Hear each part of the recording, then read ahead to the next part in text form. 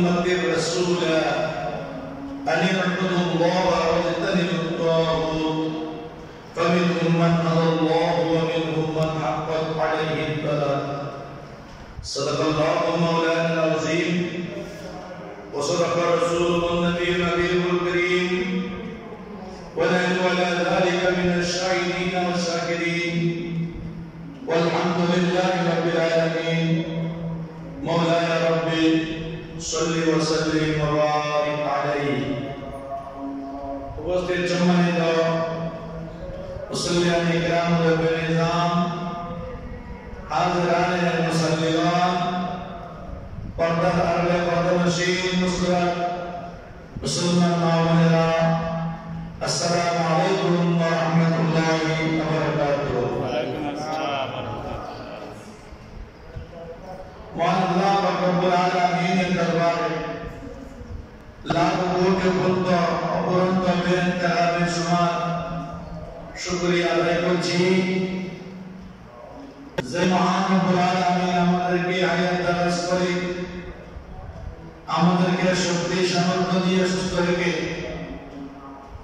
পবিত্র মাহে জিলহজ মাসের চতুর্থ জুমা আদায় করার জন্য মদিনা আসার বসার তৌফিক দান করেছেন।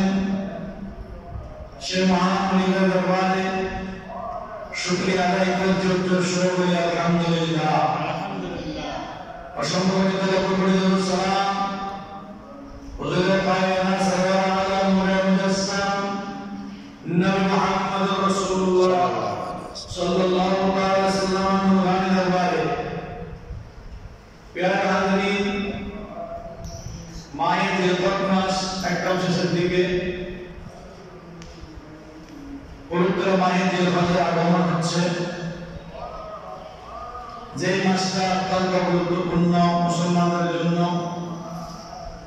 পবিত্র হজের মাস, কুরবানির মাস, সে মাসটা আমাদের সামনে এসে উপস্থিত হচ্ছে। সুবহানাল্লাহ। মানুষের মন মানসিকতা, মানুষের খোলা বিরুদ্ধা,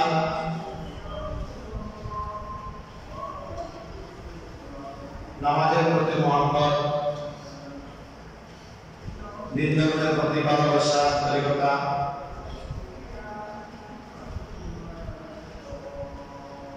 আমরা নজর করছি আস্তে আস্তে মানুষ ধর্মের প্রতি অনুরাগ না হয়ে অবসংস্কৃতির প্রতি মানুষ আস্তে আস্তে কি হচ্ছে, দাবিত হচ্ছে। আমাদের অত্যন্ত একটি আলামতের মধ্যে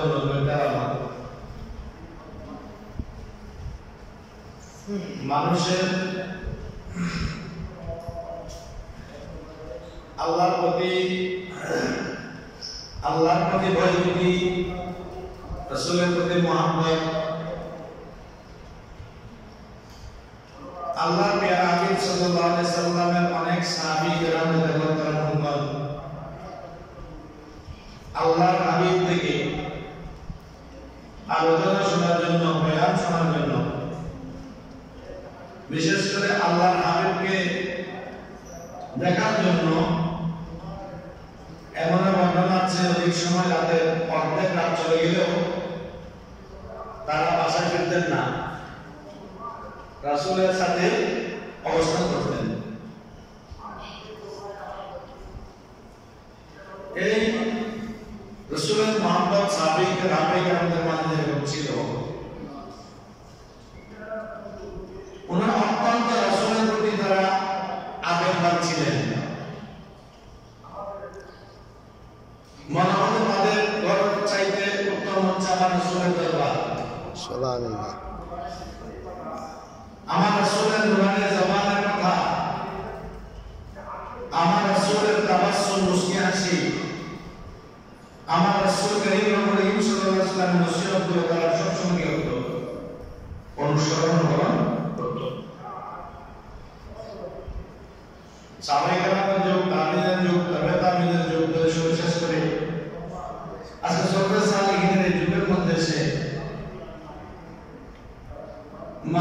বিভিন্ন দলে বিভক্ত হচ্ছে, মানুষের ভিতরে বিভিন্ন রকমের উদ্ভট চিন্তা ভাবনা প্রকাশ করছে। যেমন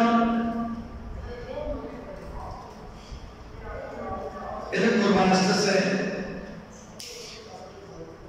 অনেক মানুষ সামর্থ্য থাকা অবস্থায় এমন মানুষ আছে যারা কোরবানি দেয় না।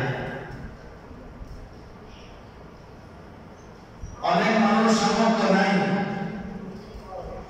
কিন্তু কোরবানি দেওয়ার জন্য চেষ্টা করে তারা। আবার অনেক মানুষ আছে কোরবানি দেয় নিজে খাওয়ার জন্য, আবার অনেক মানুষ আছে কোরবানি দেয় মানুষকে দেখানোর জন্য। এই সমস্ত কাজগুলো আল্লাহ হাবিব সাল্লাল্লাহু আলাইহি ওয়াসাল্লাম নিষেধ করেছেন। তোমার নামাজ আল্লাহ শিখিয়ে দিয়েছেন,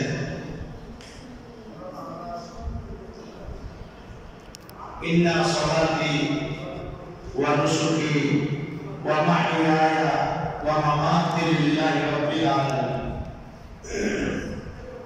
আইয়ার হাবিব আপনি বলুন, নিশ্চয় আপনার নামাজ, আপনার কোরবানি, আপনার হায়াত, আপনার মত, আপনার যত কিছু আপনার জীবনের জন্য আমি রব্বুল আলামিন দিয়েছি, আপনি করতেছেন সব একমাত্র আমি আল্লাহর জন্য বরকত বলুন সুবহানাল্লাহ। আল্লাহর প্রতি যতক্ষণ পর্যন্ত মানুষের তাকওয়া আসবে না, ভয় আসবে না, রাসূলের প্রতি যতক্ষণ পর্যন্ত মানুষের পরিপূর্ণ মহব্বত অন্তরে প্রবেশ করবে না, ততক্ষণ পর্যন্ত দেখবেন ওই মানুষের কোনো পরিবর্তন নাই। সে যেরকম আছে অনেক সময় অবস্থার আরো অবনতি ঘটে। কিন্তু লক্ষ্য করেন, যারা আল্লাহর পথে এবং রাসূলের পথে জীবনযাপন করছেন তারা কিন্তু সর্বসময় সবসময় তারা আনন্দ খুশির মধ্যে জীবনযাপন করে বলছিল। বাদশাহ হারুন রশিদ যিনি ছিলেন, আপনার তো শুনেছেন হারুন রশিদ। বাদশাহ হারুন রশিদ দরবারে একটা পাগল ছিল, বুজুর্গ ব্যক্তি, তার নাম হচ্ছে বাহাদুর তাহা বাহাদুর। তিনি অনেক সময় বাদশাকে বিরক্ত করতেন, প্রশ্ন করে করে, বাদশাও তার প্রশ্ন উত্তর দিতেন। একদিন বাদশাহ হারুন রশিদ গ্লাস পানি নিয়ে যে মুহূর্তে পান করবেন, ওই মুহূর্তে বাহাদুর দানা দরবারে প্রবেশ করলেন। বললেন, বাদশাহ একটু অপেক্ষা করেন, পানি পান করবেন না, আগে আমার একটা প্রশ্নের জবাব দেন। বাদশাহ রাগ করে গেছে, কি রে পানি পান করতে গেলাম, তুমি আমাকে বাধা দিচ্ছ কেন? বলে, বাদশাহ একটা প্রশ্ন জবাব দিয়ে দিয়ে শেষ, পানি খেতে পারবেন। তো বলে, আচ্ছা বল, তোমার প্রশ্ন বল। আচ্ছা বাদশাহ, তুমি এক গ্লাস পানি খাচ্ছ, এই পানিটা যদি পাওয়া না যায়, এমন একটা জায়গার মধ্যে তোমাকে নিয়ে দেওয়া হয়েছে যে জায়গার মধ্যে এক গ্লাস পানির কোনো ব্যবস্থা নাই, তখন তুমি কি করবা? বাদশাহ বলছে, দেখো আমি যদি পানি পান করতে না পারি, আমি যদি পানি খেতে না পারি, তাহলে আমি মারা যাবো। এক গ্লাস পানি পান করার জন্য আমার যা করা প্রয়োজন আমি তা করবো। বলো, কি করবে? এটা কি কেউ বুঝে বলো? বলে, আমার একটি বিশাল রাজত্ব, রাজ্য, আমি এক গ্লাস পানির জন্য এই রাজ্যটা বিক্রি করে দিব।